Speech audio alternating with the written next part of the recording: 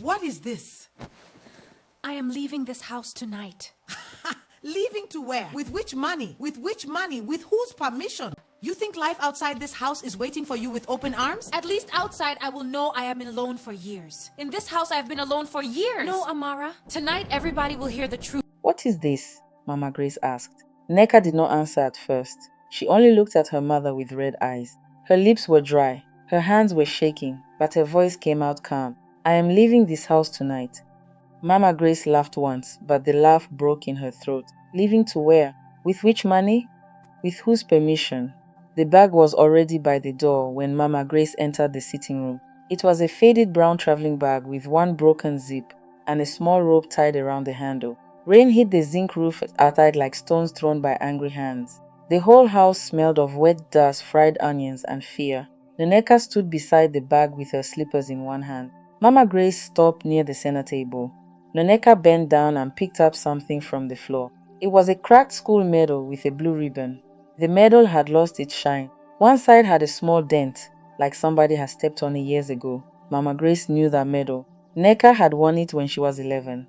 Best student in primary 6, before everything changed. Before Amara entered secondary school and became the child everybody praised. Before Mama Grace started saying, Amara will become a doctor every morning like prayer. Before Nneka became the girl who cooked, washed, cleaned, and kept quiet. Nneka held the medal tightly. I don't need permission to stop being invisible, she said. Mama Grace's chest became tight, but pride rose faster than pain. Pride was always faster with Mama Grace. It had saved her many times. It had also destroyed many things in her hand. Don't talk to me like that, Mama Grace said. I gave birth to you. Nneka smiled, but it was not a happy smile. Yes, Mommy, you gave birth to me. But for 7 years you only raised Amara. The words hit the room hard. From the passage a plate fell. Both women turned. Amara stood there in her neat white blouse and black skirt. Her school bag was still on her shoulder. Rainwater dripped from her braids onto the tiled floor. Her face was pale. She had heard everything. Mama Grace quickly turned to her. Amara, go inside. This does not concern you. But Nneka stepped forward. It concerns her, Nneka said. Everything in this house concerns her, even my life. Amara's mouth opened, but no words came out. Mama Grace felt anger burn in her face. Not because Nneka was wrong. That was the painful part. Mama Grace was angry because Nneka had said it in front of Amara. In Mama Grace's mind, Amara must not feel guilty. Amara had exams next week. Amara had a scholarship interview on Friday. Amara had a future. Everything must be calm around Amara. Even if Nneka was breaking. Even if the house was burning from inside. Mama Grace pointed at the bag. Take that nonsense back to your room. Nneka did not move. Mommy, I have no room, she said. I sleep in the small store beside the kitchen. Your bags have a better space than me. Mama Grace swallowed. Outside, thunder cracked so loudly the window shook. Amara stepped closer. Nneka, please don't go, Amara whispered. Nneka looked at her sister, and for the first time that night, her face softened. Amara, I don't hate you. Amara's eyes filled with tears. Nneka continued. But I cannot keep shrinking so you can shine. Mama Grace slapped on Nneka. The sound was sharp. For 1 second, nobody moved. Even the rain seemed to pause. Nneka's face turned to the side. Her cheek grew red under Mama Grace's palm. Mama Grace's hand stayed in the air, trembling. She had not planned to slap her, but Mama Grace always did this. When truth came too close, her hand or mouth moved before her heart could stop it. Amara gasped. Mommy! Mama Grace lowered her hand slowly. Nneka touched her cheek. Her eyes did not cry this time. That was what scared Mama Grace most. Nneka looked like someone who had finished crying long ago. Thank you, Nneka said. Mama Grace blinked. Thank you for making it easy. Nneka picked up her bag. Amara ran to the door and blocked her. Please, just wait, let us talk. Nneka shook her head. We have been talking without words for 7 years. Amara held Nneka's wrist. I didn't know you felt like this. Nneka looked down at Amara's hand. You knew enough to enjoy it. That line broke Amara. She removed her hand and covered her mouth. Mama Grace wanted to defend Amara. She wanted to say Amara was innocent. She wanted to say Nneka was jealous. She wanted to say all the things she had been saying for years. But the cracked medal in Nneka's hand would not let her. Mama Grace remembered the day Nneka brought that medal home. Nneka had run through the gate, sweating under the hot Enugu sun, shouting, Mommy, I won!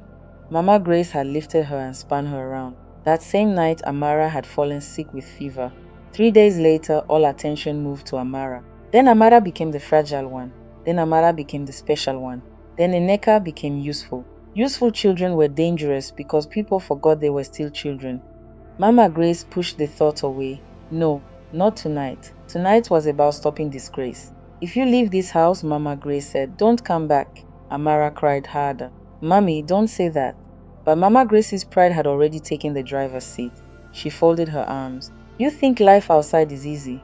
You think the world will clap for you because you are crying? Go. Let the world teach you sense. Nneka nodded slowly. Maybe the world will wound me, she said. But at least it will see me first. She opened the door. Cold wind rushed into the sitting room.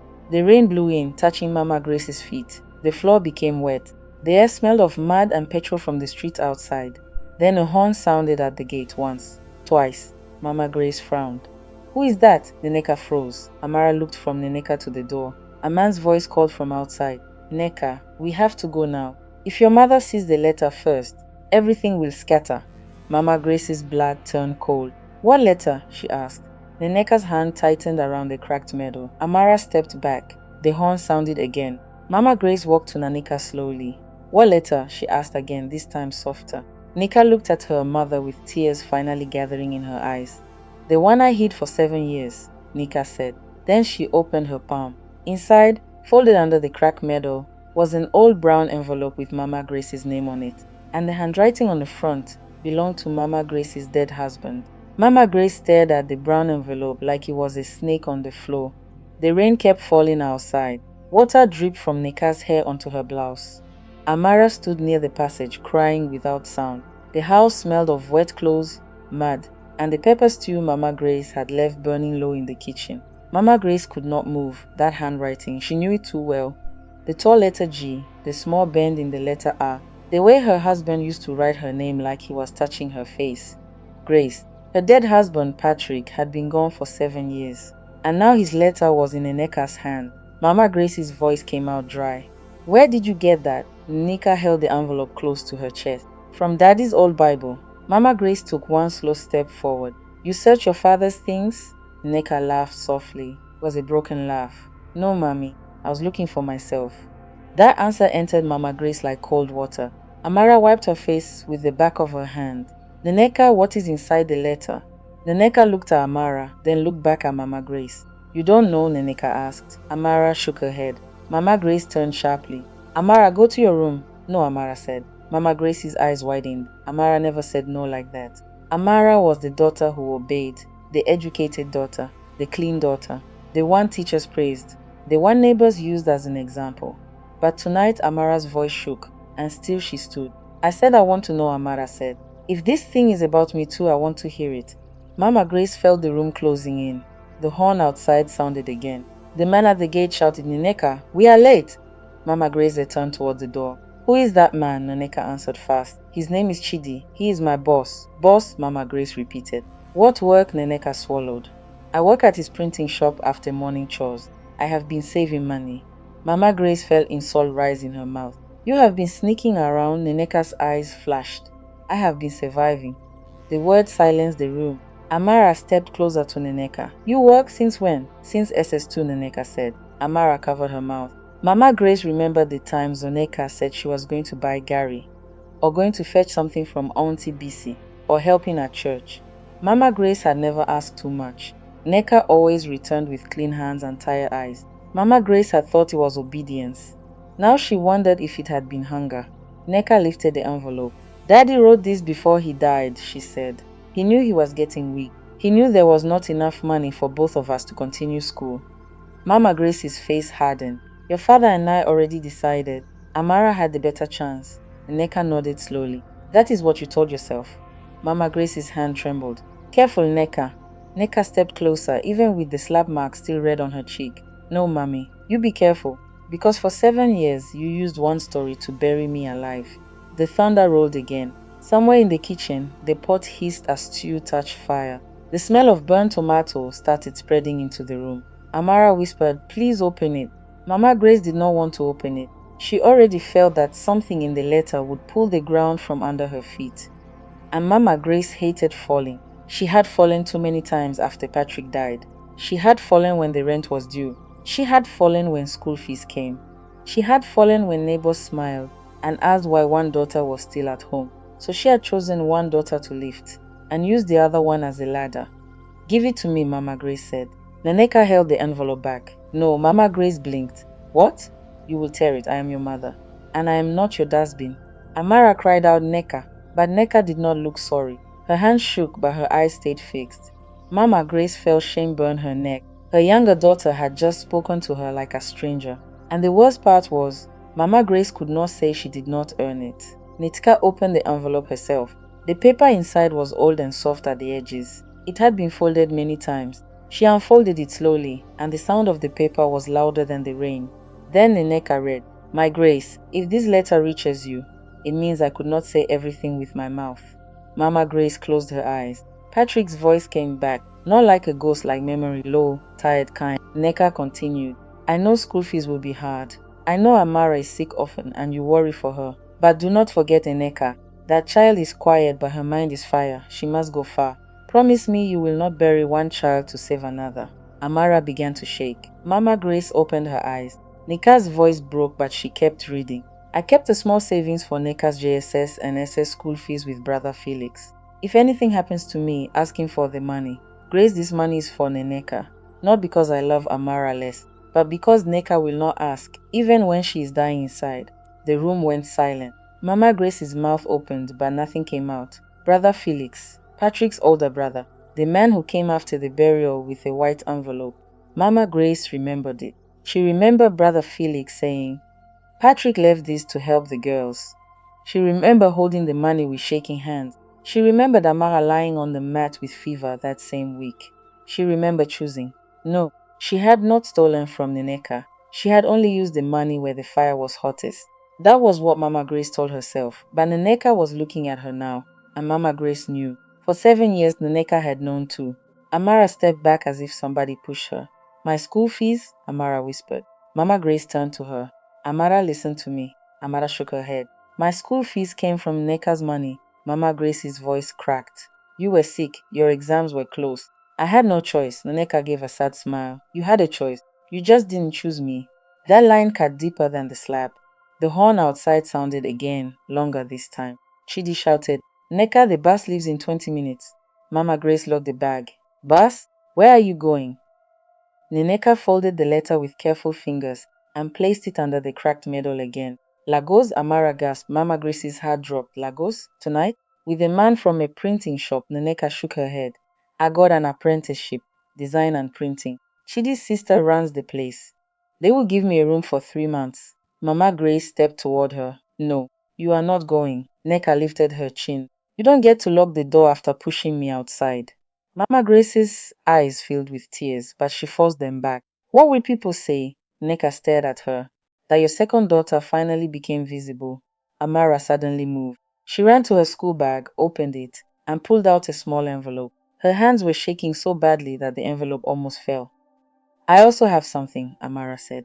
Mama Grace frowned. What is that? Amara held it like it was heavy. My scholarship interview letter. Mama Grace wiped her face quickly. Good. We will talk about that later. No, Amara said. We will talk now. She opened the letter and pulled out 2 papers. One was the scholarship invitation. The other was a hospital form. Mama Grace froze. What is that? Amara's lips trembled. I have been failing some medical tests for months.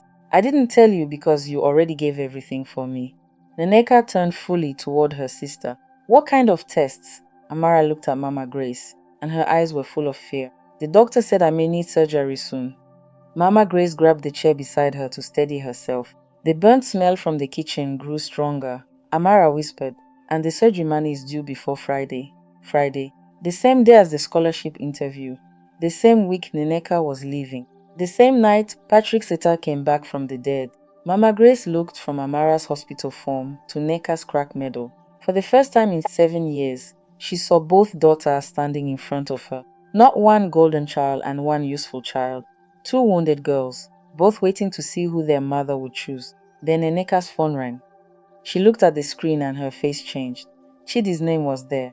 But when Nneka answered, it was not Chidi speaking. A woman's rough voice came through the phone. Nneka, don't enter that car. Chidi has lied to you. There is no apprenticeship waiting in Lagos. Nneka went still. Mama Grace felt the room spin. The woman on the phone said one more thing. Run back inside now. That man is not taking you to work. He's taking you to sell you.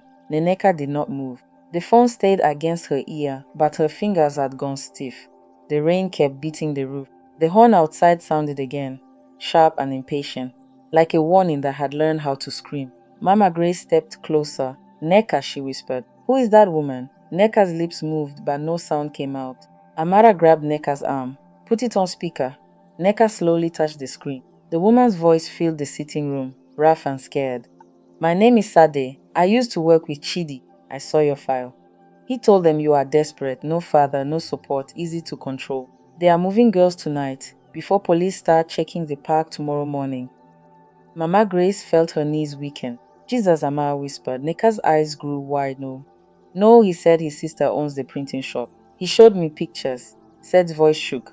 Those pictures are fake. Listen to me. If he is at your gate, do not go outside. Lock your door now. At that same moment, the gate rattled. Once, twice, then harder.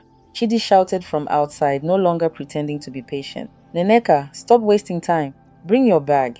The sound entered Mama Grace's bones. For 7 years, Mama Grace had feared gossip, school fees, neighbors, hunger, and shame. But now real danger stood at her gate, with the car engine running in the rain. And her daughter had almost walked into it, because home had become too painful to stay.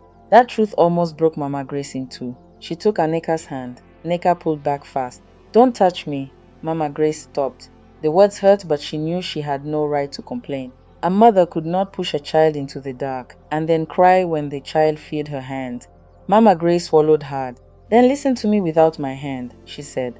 You are not living with him. Nneka's face twisted. I have nowhere else to go. Mama Grace looked at the bag by the door, the cracked medal in Nneka's palm, and Patrick's old letter lying open on the floor. Her mouth became dry. You have here, Mama Grace said. Nneka laughed through tears. This place? Mommy, this place finished me. Amara stepped forward, still holding her hospital form. Nneka, please. Hate us inside the house. But don't go outside to people who want to destroy you. Nneka looked at Amara. For a moment, both sisters stood there like strangers wearing the same childhood. The room was hot from the kitchen fire, yet Nneka's hands looked cold. The gate rattled again. Then Chidi shouted, Nneka, if you don't come out now, I will come inside and explain to your mother myself. Mama Grace turned toward the kitchen. The stew had started burning. Smoke touched the ceiling. She rushed in, turned off the gas, and picked up the heavy wooden pestle beside the mortar. When she came back, Nneka stared at her.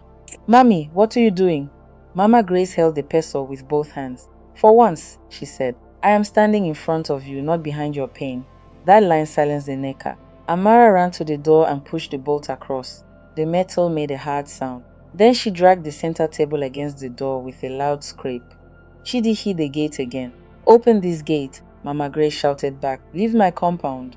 Chidi laughed from outside. Madam, your daughter is old enough. She chose to come with me. Mama Grace's stomach turned. Because Chidi was right in one painful way. Nneka had chosen to leave. But Mama Grace had helped make that choice feel like freedom.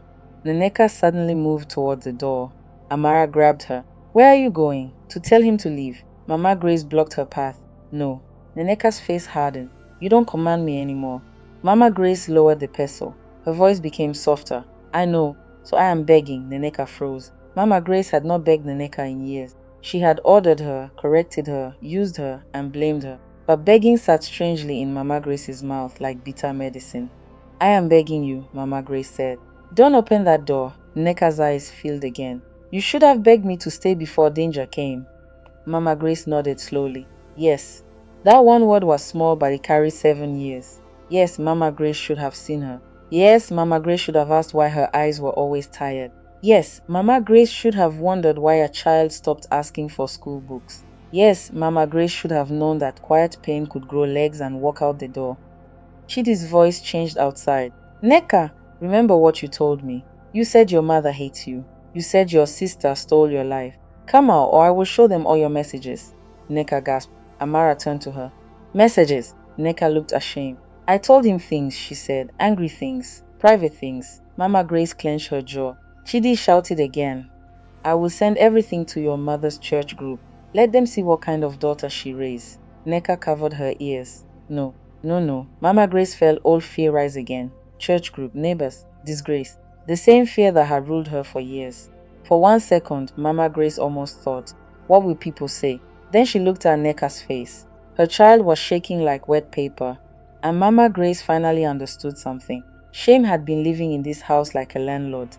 It had collected rent from everybody. It had taken Nneka's childhood. It had taken Amara's peace. It had taken Mama Grace's softness. Mama Grace walked to the window and opened it just a little. Rain sprayed her face. "Chidi," she shouted. The compound went quiet. Mama Grace raised her voice. "Send the messages if you want. Post them. Print them. Carry them to church. But if you touch my daughter, I will make sure every police station in Enugu knows your name before morning." Chidi cursed. "You think police care?" Mama Grace answered. "Maybe they don't. But I care now. And I am late enough to be dangerous." Amara stared at her mother. Nneka lowered her hand slowly. Sede's voice still came from the phone. "Madam, call the estate security. Call police. Don't wait."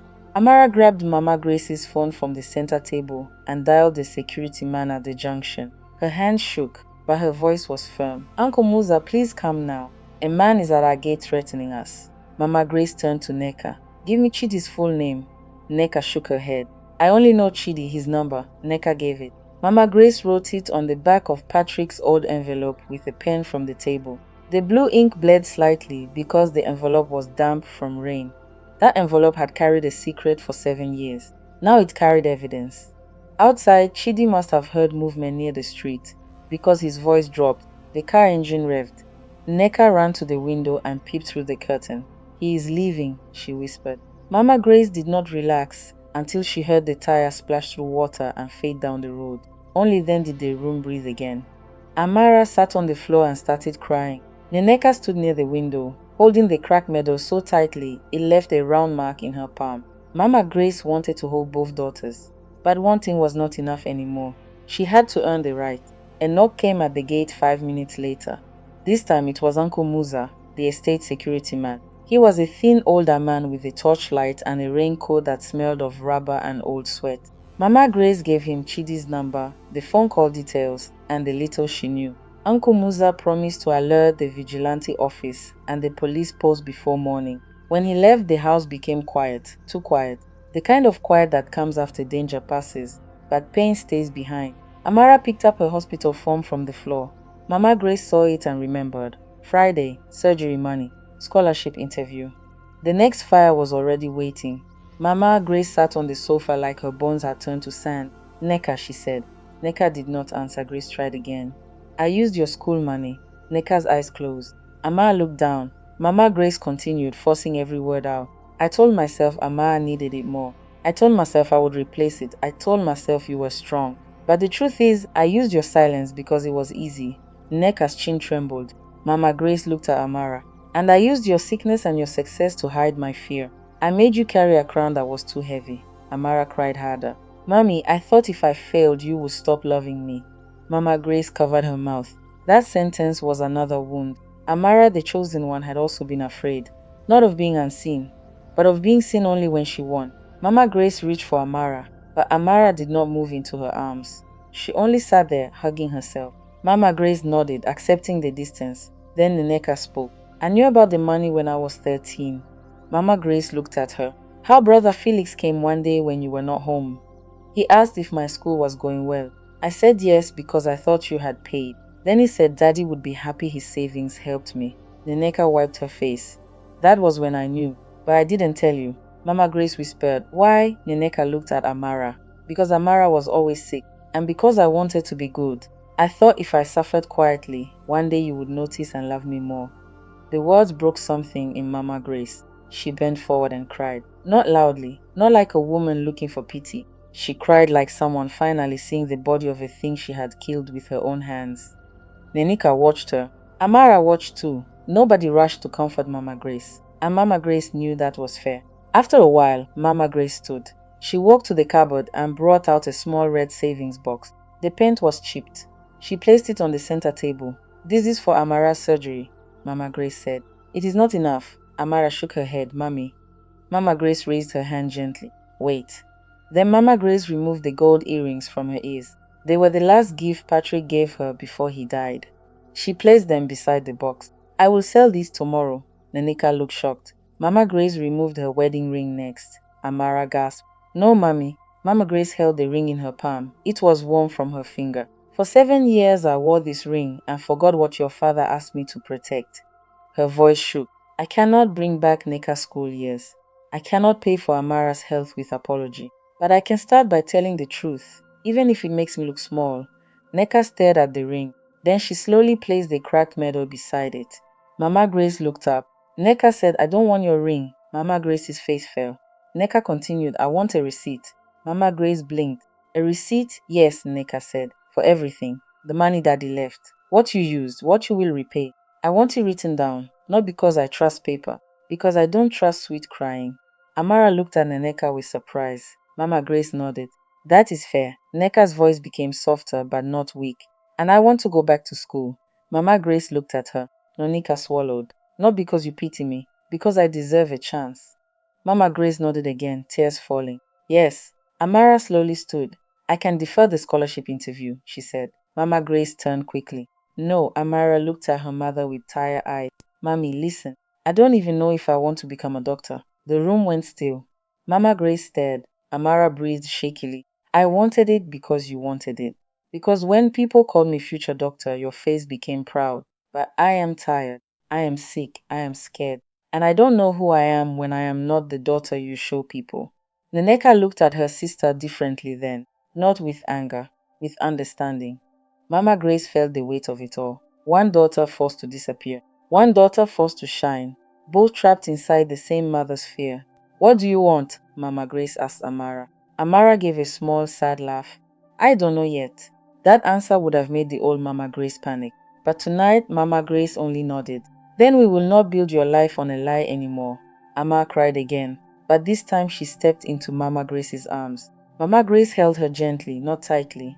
Nneka watched from the window. Mama Grace wanted to call her too, but she did not. She would not force forgiveness like she once forced obedience. After some time, Amara stepped back. Nneka picked up her bag. Mama Grace's heart jumped. You are still leaving? Nneka nodded. Not with Chidi, not tonight. But yes, Mommy. I cannot heal inside the same room where I broke.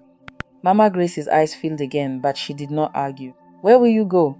Nneka lifted her phone. Sede said she knows a women's shelter that helps girls with training. She said she will meet me at the police post in the morning. Mama Grace wanted to say no. She wanted to lock the door and keep Nneka closed forever. But love was not a cage, not anymore. So Mama Grace said the hardest word she had ever said. Can I take you there tomorrow? Nneka looked at her for a long time. Then she said, You can come with me, but you cannot speak for me. Mama Grace nodded. I will not speak for you. Nneka picked up the cracked medal from the table and pressed it into Mama Grace's palm. Mama Grace looked confused. Nneka said, Keep it tonight. Not as proof that I was once smart. Keep it as proof that I am still here. Mama Grace closed her fingers around the medal. Its cracked edge pressed into her skin. It hurt. Good. Some things needed to hurt so they would not be forgotten. The next morning came grey and cold. The rain had stopped, but the street still smelled of wet sand and gutter water. Mama Grace, Nneka, and Amara sat at the small dining table with Patrick's letter between them. Mama Grace wrote everything down, the money, the truth, the debt, the apology. Not the sweet apology that asked for quick forgiveness. A hard one that admitted names, dates, and damage. Amara called the hospital and moved her appointment forward for proper review. She also called the scholarship office and asked for a medical delay. Her voice shook, but she did it herself. Nneka called Sade. Mama Grace listened, but she did not take the phone. That was her first lesson. Not every silence meant weakness. Some silence meant respect. By noon, Mama Grace and Nneka went to the police post. Sade was waiting there, a slim woman in jeans and a faded green shirt. Her eyes were sharp, like someone who had survived by noticing danger early. Nneka thanked her. Sade only nodded. One girl warned me once. I am only passing it on. That simple line stayed with Mama Grace. Pain could travel from person to person, but so could rescue. Weeks passed, but the house did not magically become happy. That would be a lie. Nneka moved into a safe training home and began design classes. Some days she answered Mama Grace's calls. Some days she did not. Mama Grace learned not to punish her for needing space. Amara had surgery later that month. It was not easy. The hospital room smelled of bleach and boiled rice from someone's food flask. Mama Grace slept on a plastic chair beside her bed, waking at every sound. One night, Amara opened her eyes and whispered, "Mommy, if I don't become a doctor, will you still be proud?" Mama Grace held her hand. "I am proud you asked me that." Amara frowned weakly. "That is not an answer."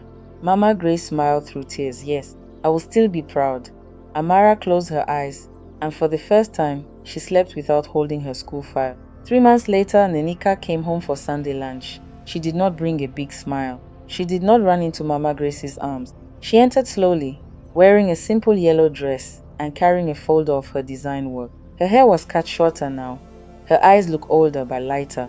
Mama Grace had cooked jollof rice, plantain, and chicken. The smell filled the house, warm and rich. But Mama Grace did not say, "I cooked your favorite." She did not try to buy peace with food. She only said, "Welcome, Nneka." Nneka nodded. "Thank you, Mommy." Amara came out from the room, still healing but stronger. For a moment, the sisters stared at each other. Then Amara walked forward and held out a small frame. Inside it was a copy of Patrick's letter, the cracked medal, and a new paper underneath. Nneka looked closer. It was a receipt. Mama Grace had started paying back the money, small, but real. Nneka's eyes filled. Amara said, "I told Mommy the frame should stay in the sitting room, not hidden." Nneka looked at Mama Grace. Mama Grace's voice was quiet. "I don't want visitors to see a perfect family anymore. I want us to remember the truth." Nneka touched the frame. Then she looked at Amara. "I blamed you for many things." Amara nodded. "Some of them were mine." Nneka shook her head. "Some were not." Amara's lips trembled. "I am sorry I enjoyed being chosen." Nneka breathed in deeply. "I am sorry I wanted you to fall so somebody would finally see me." The room grew heavy, but not hopeless. Mama Grace stood near the dining table, holding the serving spoon. She did not interrupt. She did not turn their pain into her own drama. She let them speak. That was new. That was hard. That was love learning to walk again. Nneka looked at the food, then at her mother. "Can I serve myself?" she asked. Mama Grace smiled sadly. "Yes, serve yourself." It sounded like a small thing, but in that house, it was not small. Nneka took her own plate. Amara took hers. Mama Grace took hers last. They sat together at the table, not healed, not perfect, not the kind of family people post about with matching clothes and bright smiles, but real. As they ate, rain began again outside, soft this time, not angry rain, gentle rain, the kind that washed dust from the leaves and left the air smelling new. Mama Grace looked at the framed medal on the wall. Once it had meant the daughter she forgot. Then it became proof of what she stole. Now it meant something harder. A promise that love would no longer be measured by school fees, sickness, beauty, obedience, or praise from neighbors. Nneka caught Mama Grace looking at it. "Mommy," she said. Mama Grace turned. Nneka's face was calm, but her eyes still carried scars. "I have not forgiven everything." Mama Grace nodded. "I know, but I came today." Mama Grace's throat tightened. "Yes," she whispered. "You came. And for that Sunday, that was enough."